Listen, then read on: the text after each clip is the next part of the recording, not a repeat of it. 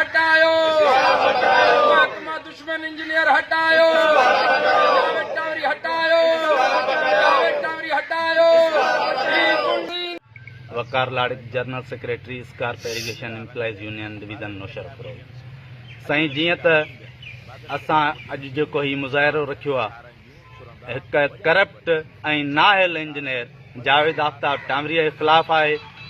2017 खां इहो जावेद आफ्ताब टांवरी हिन ट्यूबवेल डिवीज़न ते ईअं राज करे रहियो आहे जो मूंखे लॻे थो ज़ाहिरी ॻाल्हि आहे सेक्रेटरी साहिबु या मिनिस्टर साहिब जो हथु आहे इन ते। ऐं सॼी सिंध मां मूंखे त अफ़सोस थो थिए बाला ऑफिसरनि ते जो सॼी सिंध मां ॿियो को बि इंजीनियर कोन्हे जंहिंखे हिन स्कार्प ते रखियो वञे। हर वक़्तु इहो जावेद आफ्ताब टांवरी 3 महीना बदिली थियण खां पोइ वरी 3 साल हिते रही थो वञे ऐं पोएं चकर ई कॉन्टीजेंसी खपाए चई त कंहिं ऑफिसर जो पुटु ॿाहिरि मुल्क थो वञे उनखे इहा कॉन्टीजेंसी ॾियणी आहे। यूसुफ मंगी सदर scarp employees union division Nowshahr road. जीअं त गुज़िरियल काफ़ी वक़्त खां स्कार्प तबाही जे किनारे ते हुई जंहिंजी तबाही जो वॾे में वॾो सबबु जावेद आफ्ताब टांवरी जेको एक्सियन हिते रही चुको आहे। 2024 में जॾहिं हिते उहो एक्सियन रहियो त हितां जी कॉन्टीजेंसी जा पैसा बि कढी खणी वियो जेके कानूनी ते ऐं ठेकेदारनि जे कर्ज़ लाहण जे लाइ पैसा हूंदा आहिनि। पर डिवीज़न असांजी उन खां अॻ खां वधीक कर्ज़ी थींदी पई वञे। जावेद टांवरी पाण भरबो पियो वञे। हिन वक़्तु बि हुन माण्हू जी इहा कोशिशि हूंदी आहे त जॾहिं पैसा अचनि स्कार्प में तॾहिं हू पंहिंजी ज़ोर लाइ पंहिंजी हिते बदमाशी करे पंहिंजी बदली कराए हिते पहुची वेंदो आहे। हुनजी बदमाशी जी कामयाबी आहे त हू मथे ताईं पैसा सभिनी खे ॾींदो आहे। हुनजो चवणु आहे त मां सेक्रेटरी सतह ते सभिनी खे पाण पैसा ॾियां थो ऐं हू डायरेक्ट पैसा मूंखां वठंदा आहिनि। मिनिस्टर ताईं पैसा मां थो पहुचायां मूंखां डायरेक्ट पैसा वठंदा आहिनि। पोइ हिन माण्हू जा शायदि एतिरा वास्ता आहिनि जो जॾहिं बि स्कार्प में का बजट अचे थी त जावेद आफ्ताब टांवरी फौरन पहुचो वञे।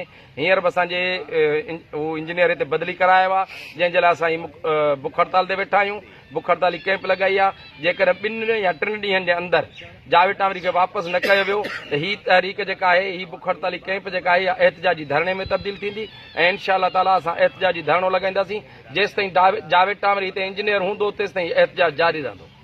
हिन पंहिंजे टेन्यूअर में जेको आहे सो को बि कारकर्दगी कोन्हे ॾेखारी। रहंदो कंदो कानूनी तबाही जे किनारे ते पहुतल आहे ऐं जेका बि बजट अचे थी चए थो त मूंखे आला ऑफिसरनि खे ॾियणी आहे। चीफ सेक्रेटरी बि मूंखां थो घुरे मिनिस्टर बि मूंखां थो घुरे। मां हर कंहिंखे थो ॾियां।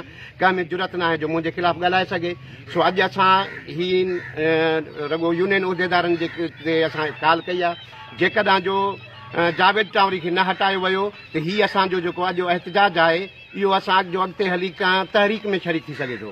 जेसी सर अॼोको इतिहाद जेको पंहिंजो आहे उहो पंहिंजो इंजीनियर जेको राशि आहे पंहिंजो जावेद टांवरी साहिबु उनजी जेका मुसलसिल हिते 2017 खां वठी असांजी डिवीज़न में ईंदो रहियो आहे ऐं हर दफ़े जेका बि बजट ईंदी आहे उहा करप्शन जे थ्रू उहा गड़क करे छॾींदो आहे। असांजा ट्यूबवेल तबाह थी विया आहिनि। असांजी सॼी कॉलोनी तबाह आहे ऐं असां पुरज़ोर अपील कयूं था आला इख्तियारनि खां त हिन करप्ट इंजीनियर मां पंहिंजी असांजी जान छॾायो। हिन ते 2-4 चकर नेब पारां बि केस थियल आहिनि ऐं नेब पारां बि हिन ते पाबंदी पियल आहे त हिन करप्ट इंजीनियर खे कंहिं बि पंहिंजो हेडक्वार्टर में हुनखे अपॉइंटमेंट नाहे करणो। उन बावजूदि